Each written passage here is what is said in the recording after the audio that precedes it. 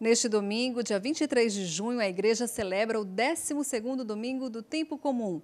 Vamos nos preparar para a leitura orante da palavra de Deus, rezando juntamente com o Padre Ivan, pároco do Santuário de Fátima. Nós que estamos também nessa sintonia, participando também, nossos internautas, queremos pedir que a graça de nosso Senhor Jesus Cristo, o amor do Pai e a comunhão do Espírito Santo esteja sempre em nossos caminhos, em nossas vidas. Por isso, bendito seja Deus que nos reuniu no amor de Cristo. E por estarmos reunidos no amor de Cristo, queremos fazer também a oração que nos prepara para a leitura orante da Bíblia. Jesus, Mestre, que dissestes, onde 2 ou mais estiverem reunidos em meu nome, eu aí estarei no meio deles. Ficai conosco aqui reunidos, para melhor meditar e comungar com a vossa palavra. Sois o Mestre e a verdade. Iluminai-nos para que melhor compreendamos as sagradas Escrituras.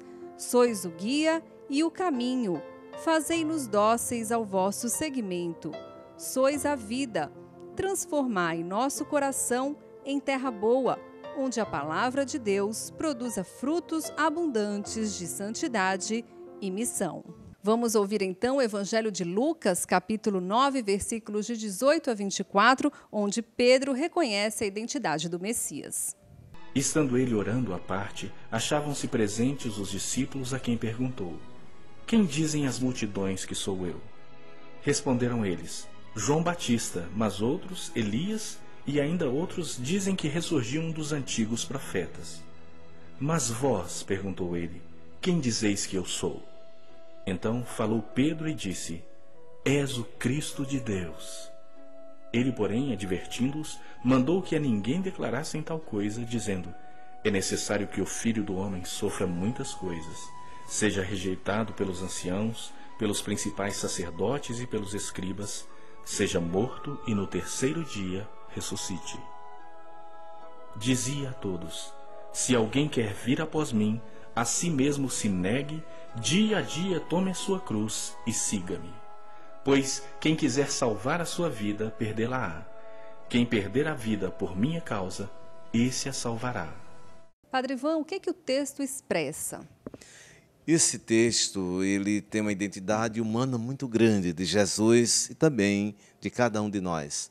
Veja, os discípulos estavam com Jesus e numa missão, numa caminhada, e eles vão também perguntando e dialogando, porque a comunidade há muita interrogação sobre a identidade de Jesus.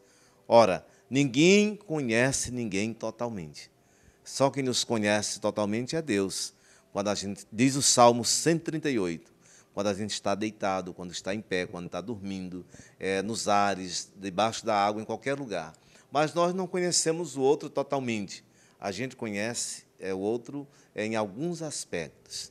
E lá estavam dizendo que Jesus, estavam perguntando, quem é esse daí que está aí? Não, estão dizendo que é João Batista que ressuscitou. Estão dizendo que é um profeta. Estão dizendo que é Elias. Estão dizendo que é alguém diferente que apareceu. Ora, eles, os discípulos, estavam dizendo isso porque também alguns deles certamente tinham dúvidas. Porque uma coisa é eu dizer para um amigo meu, olha, estão falando isso e isso de você. Estão dizendo isso e isso. E o amigo pergunta para mim, e você, o que é que você diz de mim? Não é? O que é que você acha? Então, Jesus, depois escutou todos eles falando e dizendo essas coisas, aí Jesus perguntou para eles, e vocês? Quem vocês acham que eu sou? Quem sou eu para vocês? Aí faltou terra nos pés dos discípulos, porque eles tinham que dar uma resposta. E Pedro, que é o mais ousado, é o mais atirado, diz assim, Tu és o Messias, o Filho do Deus vivo. E aí Pedro dá uma resposta realmente completa. E Jesus diz, olha, você é feliz não porque a carne te revelou isso, mas o próprio Espírito de Deus te revelou isso.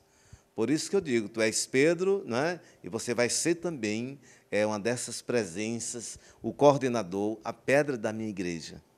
Isso para também dizer depois que Pedro tinha que passar por alguns desafios. É tanto que Pedro é chamado e, na sua missão, Pedro, depois que assume a igreja, ele vai também passar pelo martírio. E a morte de Pedro é muito violenta. Pedro morre crucificado de cabeça para baixo. Então, nós compreendemos que o texto ele é completo para mostrar a identidade de Jesus, também a identidade dos discípulos, Pedro, e a identidade de cada um de nós.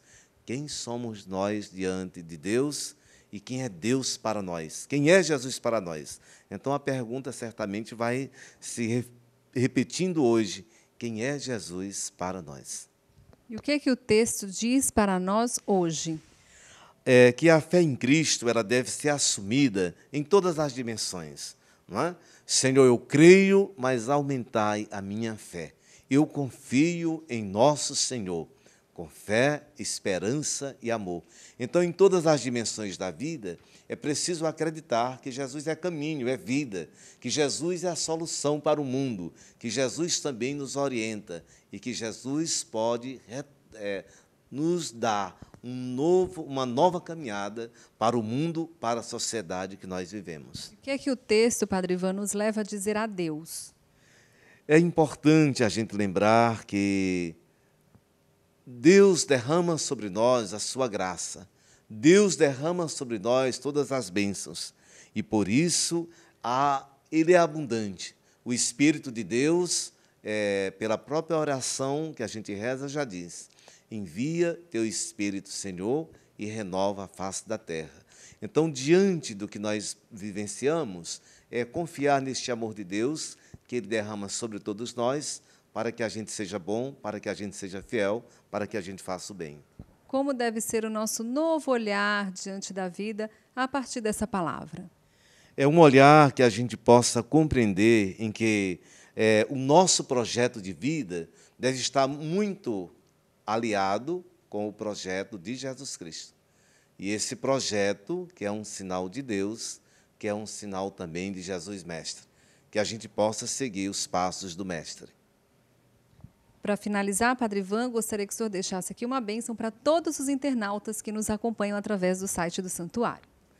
Peçamos a bênção de Deus e que cada vez mais a gente possa professar que Jesus Cristo é o Senhor, é o Messias e que nós temos também essa confiança e essa fé.